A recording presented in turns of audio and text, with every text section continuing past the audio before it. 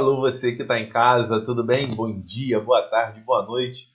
Professor de Class chegou no portal Silvio Sandy agora com curso de discursiva. Pois é, hoje eu não vou falar nem sobre direito civil, nem sobre direito penal, legislação tributária, nada disso. Hoje eu vou bater um papo bacana com você sobre provas discursivas, em especial as provas da Fundação Carlos Chagas, que é a organizadora do concurso para Cefaz da Bahia e que colocou aí uma questão discursiva valendo 40 pontos. Então, vai ser um fator diferencial para quem quer ser aprovado no concurso da Cefaz da Bahia. Tá certo? Você que é aluno da área fiscal, né, está acostumado a estudar com questões de certo e errado, quando a banca é SESP, com questões de múltipla escolha, às vezes até mesmo com a SESP. Então você está acostumado a marcar o X no lugar certo. E aí, quando vem uma proposta nova, uma proposta diferente, cobrando uma prova discursiva, muita gente fica, meu Deus, e agora? O que eu faço? Calma. Calma, porque eu tive nessa situação quando eu fiz o meu concurso do Tribunal de Contas do município do Rio de Janeiro, que é onde eu estou agora, né, para o cargo de conselheiro substituto. Eu passei na primeira fase, quando passou a primeira fase, que era a prova múltipla escolha, eu acho que eu fiquei em quarto, em quinto lugar na primeira fase, e pensei, meu Deus, estou bem colocado, tenho chances, agora eu vou para a segunda fase e tenho que fazer uma prova discursiva. Na verdade, não era uma questão só a minha prova, não. A minha prova eram 6 questões, e a outra prova discursiva, porque eram 2, era uma peça de até 120 linhas. E eu me preparei para isso, consegui a aprovação, né? Ocupo o cargo de conselheiro substituto hoje no Tribunal de Contas do Rio de Janeiro, que é onde eu queria estar, a cidade onde eu nasci, cidade onde está minha família, a maioria dos meus amigos estão no Rio de Janeiro, então eu consegui passar nesse concurso e voltar de São Paulo, de onde eu era auditor fiscal da prefeitura, para o Rio de Janeiro, minha cidade natal. Gente, vamos passar aqui para eu poder te mostrar como é que vai ser o nosso curso, tá? Qual é a minha proposta para você? Porque você deve estar acostumado aí com outros cursos, se você já fez algum curso de prova discursiva, onde tem a proposta de tema, tem alguns aspectos de português. Não, eu não estou aqui para te ensinar português, para te ensinar regência, para te ensinar concordância. Primeiro que você já estudou isso, e segundo que eu não sou professor de português. Tá? Eu estou aqui para te mostrar a metodologia que eu usei na minha prova, que foi bastante interessante, já que a minha nota na prova discursiva do meu concurso foi a terceira maior nota. Então, foi bem interessante o resultado que eu consegui diante do que eu fiz. Tá? Vamos passar aqui pelo nosso material. Esse é um material mais de amostra, né? Material mais para poder te mostrar como vai ser o nosso curso de provas discursivas. Então, olha só. Aqui está o nosso esqueminha de sumário. Tá? Vamos ter uma apresentação, que é a apresentação padrão que eu uso nos meus materiais escritos. Vai ter uma introdução rápida, vou explicar por que a quantidade de alunos nesse curso vai ser limitada. Tá? Vamos ter aí algumas amostras de questões cobradas em provas discursivas. Quais são as espécies de questões cobradas em provas discursivas? Então, basicamente, nós temos 4 espécies. Eu vou te mostrar qual que pode ser cobrada na prova da Cefaz da Bahia. Vou te mostrar como vai ser a estrutura do nosso curso, como que vai funcionar isso até lá o final de maio, 20 e tanto de maio que vai ser a prova, né? E para poder já te dar uma pequena introdução, vou responder algumas dúvidas frequentes sobre alunos, né, que alunos me perguntam em provas discursivas, já fazendo uma análise do que você pode fazer e do que você não pode fazer. Então, nosso curso vai ser muito isso, te mostrando, ó, isso a banca desconta ponto, isso você pode fazer, aquilo a banca desconta ponto, aquilo você não pode fazer. Então, eu vou te mostrar com base em outras provas de alunos que costumam me mandar as provas para eu fazer recursos, o que você pode e o que você não pode fazer, e nós vamos treinar em cima disso. Tá? Então, esse vai ser o sumário desse nosso primeiro bate-papo, que vai ser rápido, tá? Bate-papo que vai ser rápido. Aqui está a minha apresentação, ó. Fui aprovado no ISS de São Paulo em 2007, no ICMS da Paraíba em 2006, no ICMS do Rio Grande do Sul em sexto lugar em 2006 também. Aí, até assumir na Paraíba, fiquei cerca de 2 meses lá em João Pessoa, muito bacana lá, cidade legal, adorei morar em João Pessoa, mas quando São Paulo me chamou, como era mais próximo do Rio de Janeiro, voltei para a região sudeste, fiquei em São Paulo durante 9 anos e 2 meses e depois vim para o Tribunal de Contas, onde eu estou até agora. E aí, na minha segunda jornada, né, estudando para o Tribunal de Contas, além do TCM-RJ, eu fiquei aprovado, fora das vagas, mas fiquei aprovado lá no TCE do Amazonas, também para o mesmo cargo, conselheiro substituto ou auditor substituto de conselheiro. Cada tribunal usa uma nomenclatura específica. Há um tempinho atrás eu já escrevi meus livrinhos, então só falta agora ter filho e plantar árvore, tá? Para poder cumprir com as 3 missões, não é isso? E aí, essa mensagem é interessantíssima. Eu adoro colocar essa mensagem para o aluno. Continue estudando e veja seu nome na lista. Ver seu nome no Diário Oficial é sensacional. Imagine você quando eu vi isso. Olha só que legal. Quando eu vi isso no Diário Oficial, num concurso que tinha 2 vagas, foi maravilhoso. Parece que é inacreditável, né? Mas, gente, é possível. O seu nome pode estar aqui no Diário Oficial. Pode estar. Eu não sou gênio, eu sou dedicado, eu sou esforçado, tá? E consegui ser aprovado em um concurso com 2 vagas. Eram 2 vagas na ampla concorrência e uma vaga para negros e índios. E aí, eu consegui ficar em segundo lugar na ampla concorrência. Eu fui chamado logo da primeira chamada, tudo certinho. Então, gente, se eu fui, você também pode, porque eu não sou melhor que você. Eu tenho certeza disso. Eu não sou melhor, não sou mais inteligente que você, tá? Agora, dedique-se, se esforce, porque com certeza você vai ver seu nome aqui, ó, na listinha do Diário Oficial, tá? Como eu falei para você, nessa breve introdução, eu conto o histórico do que aconteceu comigo em se tratando de provas discursivas. Obviamente que eu já tinha feito vestibular, já tinha feito prova para o Colégio Naval, onde eu tive redação, mas são situações diferentes. Aqui, quando chegou em 2015, eu tive que estudar para uma prova de verdade, não que as outras fossem de mentira, né? Mas para uma prova que exigia muito mais do que eu estava acostumado. Ah, Diclé, mas eu não acho interessante ter prova discursiva em concurso da área fiscal. Eu acho sim. Me desculpe discordar de você, mas eu acho. Porque quando eu era auditor fiscal lá em São Paulo, infelizmente, eu vi colegas que não conseguiam dar um despacho em um processo, tá, de 20 linhas. A pessoa não conseguia redigir um despacho de 20 linhas. Ela foi tão doutrinada à questão de múltipla escolha e marcar o X no lugar certo, que quando precisava escrever, ela não tinha esse hábito. E aí vinha despachos horrorosos, a pessoa fica doutrinada a uma prova e no trabalho é outra. E aí dá essa divergência. Então, eu acho sim muito importante na seleção de um concurso ter prova discursiva, ainda mais para um cargo de auditor fiscal, né? Um cargo aí de alta envergadura, tá bom? Então, em 2015 eu me deparei com essa situação, tendo que fazer uma prova discursiva.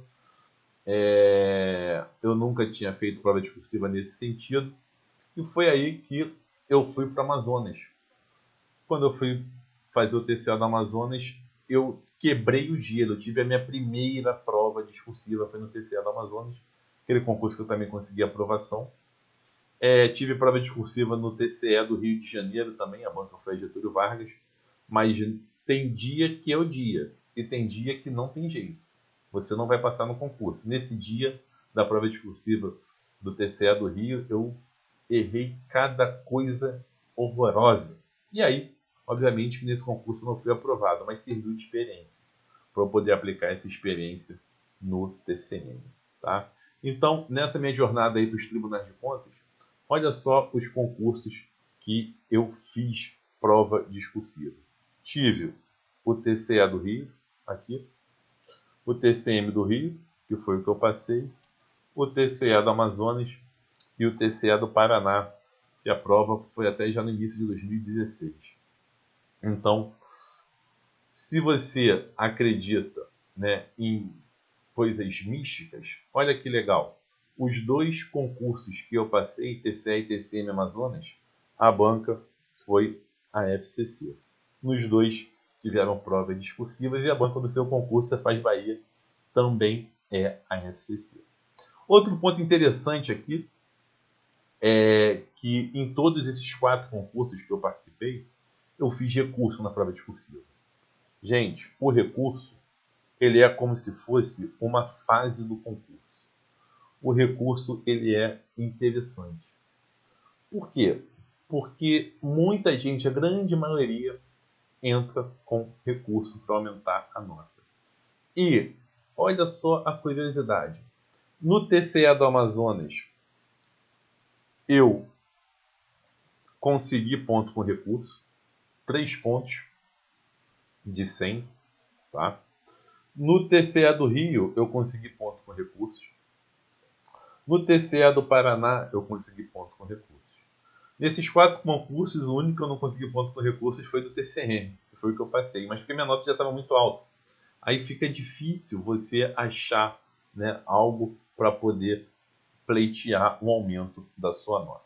Mas é interessante, lembre-se disso, o recurso é como se fosse uma fase do concurso. Quando a prova é discursiva, entre com o recurso. De que minha nota vai diminuir?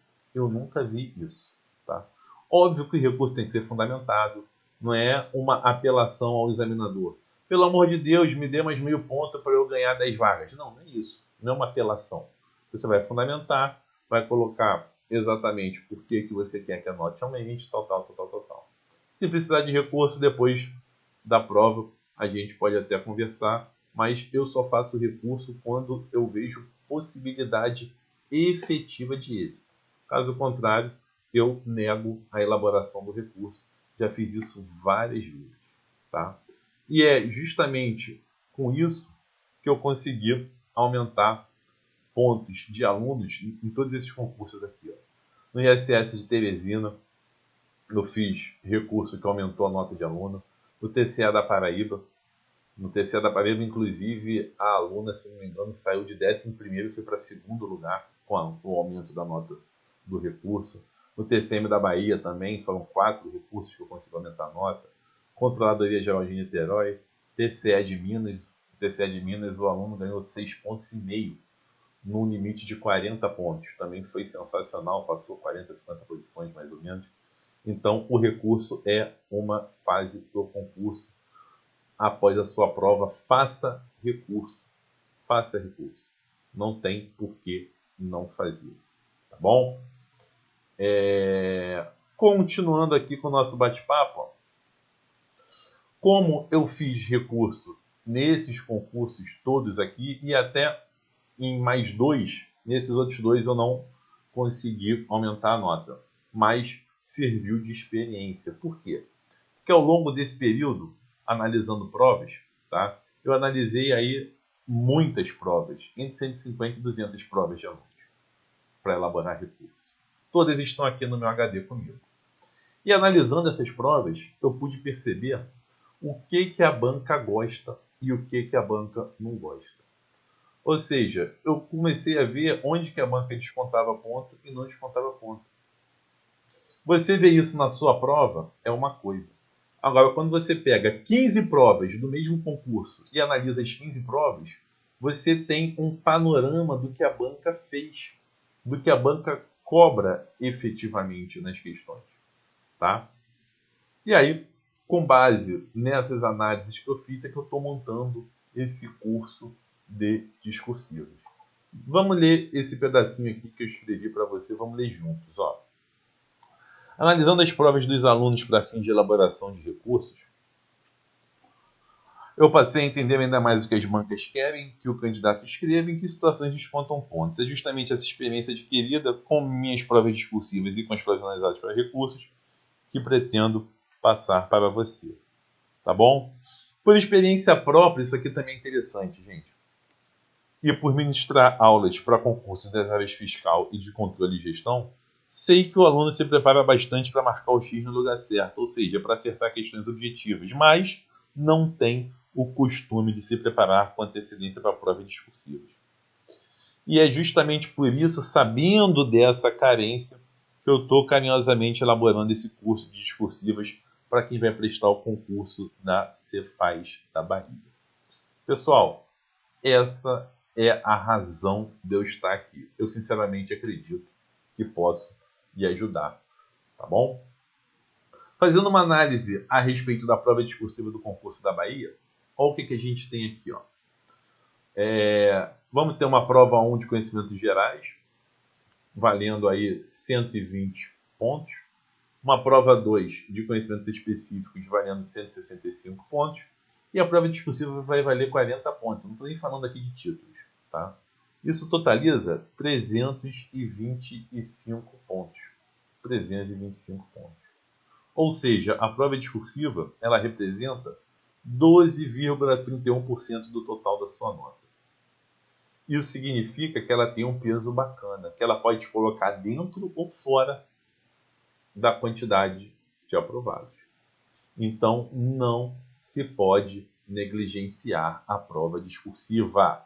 Não se pode. Tem que dar atenção a ela, tá bom?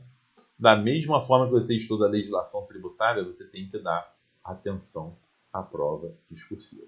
Olha só. O edital cita que a prova discursiva vai versar sobre as disciplinas de conhecimentos específicos e constará de uma questão discursiva. Não falou a quantidade de linhas. Pelo que eu já vi em outras provas, eu acredito que vai ser algo em torno de 30 linhas. Pode ser 10 para mais ou 10 para menos. Então, não vai ser menos do que 20, acredito eu, e não vai ser mais do que 40. Mas eu acho que vai ser algo em torno de 30 linhas, mesmo o edital não falando nada, não citando aí a quantidade de linhas. E quais são as disciplinas que podem ser cobradas na prova discursiva?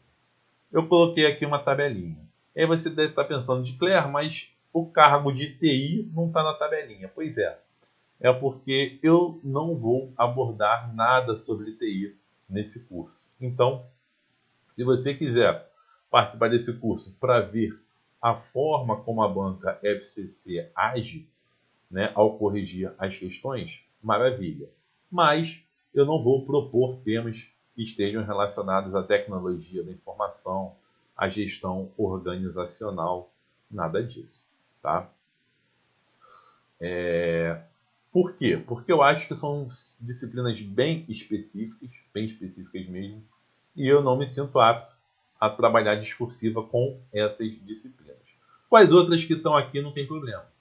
Economia e finanças para administração, finanças e controle, auditoria, matemática financeira, contabilidade aplicável ao setor público e noções de informática. Isso aqui não tem problema. E as três principais aqui, na minha opinião, são economia e finanças, auditoria e contabilidade aplicada ao setor público. Essas são as três disciplinas que eu vou dar mais ênfase para o cargo de administração, finanças e controle. E claro, para administração tributária, obviamente que legislação tributária é a mais importante, tá? E auditoria também bastante importante. Então, essas são as principais disciplinas e as que eu vou dar ênfase aqui no nosso curso, propondo temas para você, analisando outras questões que a banca já aplicou em provas anteriores, tá? Em provas discursivas relacionadas a esses temas, e vamos em frente, tá bom? Essa é a proposta. Ó. Um ponto interessante é o seguinte, na prova 2 de conhecimentos específicos, você vai ter 4 horas e meia para fazer as 55 questões e também a questão discursiva. Olha que legal. Caramba, Edcler. O tempo vai ser apertado? Vai ser suficiente? Devo fazer rascunho? Eu começo pela discursiva ou eu começo pelas questões objetivas de múltipla escolha? Gente, tudo isso a gente vai trabalhar ao longo do nosso curso, tá? Então, o tempo é suficiente? Mais ou menos. Mais ou menos. Devo fazer rascunho? Depende da tua velocidade nas questões objetivas de múltipla escolha. Sobrando tempo, faça rascunho. Não sobrando tempo, vai direto para a folha de respostas. Ou então, se tiver insegurança, faz rascunho de alguns parágrafos para você estruturar melhor o parágrafo e depois passa para a folha de respostas. De conhecer ou rasurar? Calma, que a gente vai falar sobre isso ainda aqui nesse nosso bate-papo, tá bom? Então, mantenha a calma. Ao longo do nosso curso, tudo isso vai ficar mais claro para você, eu tenho absoluta certeza. Olha só, o edital no item 11.4 menciona que a prova 3, prova discursiva de conhecimentos específicos de caráter habilitatório e classificatório, ela consistirá de uma questão dissertativa discursiva. Então, marca isso aqui, ó. Questão dissertativa discursiva relacionada ao conteúdo programático de conhecimentos específicos do cargo. Perceba, como eu disse, que não foi citada a quantidade máxima de linhas. Eu acho que vai ser algo em torno de 30, como eu já falei para você. Tá? E outro ponto interessante. O item 11.5 dispõe que não será permitida nenhuma espécie de consulta. E nem a utilização de livros, códigos de manuais impressos, nada. Não pode consultar nada. Ai, meu Deus, não posso consultar, o que eu faço? Estou desesperado. Não fique tenso. Eu sei que a proibição de consulta aumenta ainda mais a tensão, mas, gente, isso é para todo mundo. Todo mundo tem essa dificuldade, tá? Como é que você pode suprir essa ansiedade, essa tensão, essa insegurança? Treinando bastante. É isso que a gente vai tentar fazer aqui. Treinar bastante. Outro ponto interessante é que esse curso, sendo com correção individual, ele vai ter uma quantidade limitada de alunos. Tá? Se a quantidade de inscrições atingir o número máximo que eu estipular, eu posso até abrir uma outra turma, mas sem correção individual. Então, se você quer correção individual, quer ter redações suas corrigidas por mim e pela minha equipe, para poder avaliar como você está, como está a sua performance, se inscreva logo na turma, porque a quantidade de vagas é limitada. Eu tenho uma equipe para corrigir, eu participo dessa equipe, eu também corrijo. Então, é uma equipe formada por poucas pessoas. Tá? Ou seja, eu não consigo, por exemplo, ter 500 alunos. Para mim não dá, é inviável. Eu não vou ter condições de corrigir todas as redações desses alunos. Então, se você quer ter sua redação corrigida, se inscreva logo nessa turma. Como essa é a aula demonstrativa, aula que vai ficar no meu YouTube, pode ficar na parte aberta do site, no YouTube do Portal Silvio Sanji. Caso você esteja assistindo esse vídeo e ainda não esteja inscrito e queira se inscrever, a hora é agora. Não espere, porque as vagas são limitadas. Beleza? Gente, quando eu me deparei com a situação de ter que elaborar, ter que prestar uma prova discursiva, eu comecei a estudar, quais são os tipos de questões discursivas, como que essas questões devem ser respondidas, existe uma forma e tal. Então, olha só, eu verificando nessas minhas andanças pelas provas discursivas, eu vi que basicamente em provas da área fiscal e de controle e gestão, nós temos aqui questões conceituais, questões estudo de caso, questões que versam sobre decisão, acórdão, voto e relatório, e questões que versam sobre parecer ou instrução. Tá? Como assim, Edcler? Olha só, vamos dar um exemplo aqui de cada uma dessas questões. Começando com questão conceitual. Veja que essa questão cobrada no TCM de São Paulo é uma questão conceitual, falando sobre a Lei de Responsabilidade Fiscal, instrumentos de transparência da gestão fiscal, prazo e periodicidade de divulgação dos instrumentos de transparência da gestão fiscal, né, falando ali do relatório de gestão fiscal, relatório resumido da execução orçamentária e os prazos concedidos aos entes da federação para adequação às exigências de divulgação desses instrumentos de transparência da gestão fiscal. Então aqui foi uma questão cobrando conceitos, tá? O mesmo aconteceu no ISS de Jundiaí, em 2017. Discorra sobre as diferenças entre os institutos da revisão de preços e do reajuste contratual. Então, apontando as principais características e requisitos autorizadores. Tá? Outra questão conceitual aqui, cobrada pela Banca CESP, sobre a Lei 8666, falando do regime jurídico dos contratos administrativos.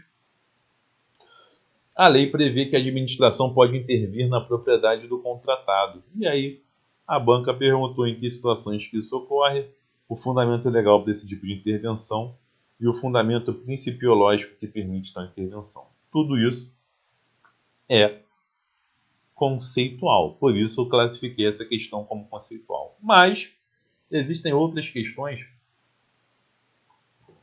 que são questões de estudo de caso. Como assim, Dicler? Olha só essa que caiu na prova aí de conselheiro substituto do TCE do Paraná. Ele contou uma historinha. João Amorim Calçadas é microempresa, falou aqui de vários créditos, tributário, tudo. Aí pergunta, os créditos tributários de janeiro, fevereiro e março estarão constituídos? Que providência administrativa a Receita Federal Brasileira deve adotar para proceder à cobrança dos créditos de janeiro, fevereiro e março? A pessoa jurídica pode beneficiar-se do reconhecimento da espontaneidade? Então, nós temos aqui a aplicação de conceitos a um caso concreto apresentado pela banca. Isso é o que eu chamo questão estudo de caso. Tem outra, tem aqui, caiu no ISS Teresina de Piauí, em 2016, outra questão estudo de caso. Antônio Silva adquiriu propriedade de um terreno, então contou toda uma historinha e depois perguntou: o imóvel está sujeito ao imposto na condição de terreno ou de prédio, falando aí do IPTU. Como deve ser determinado o valor da base de cálculo do imposto, tendo em vista a obra de construção civil ainda não estar concluída? Ou seja, vai ter que aplicar o conceito do que você estudou a um caso concreto narrado pela banca. Esse é o tipo de questão estudo de caso. E aí, eu acredito que na prova da Bahia nós teremos uma questão que vai versar ou sobre questão conceitual ou sobre questão estudo de caso.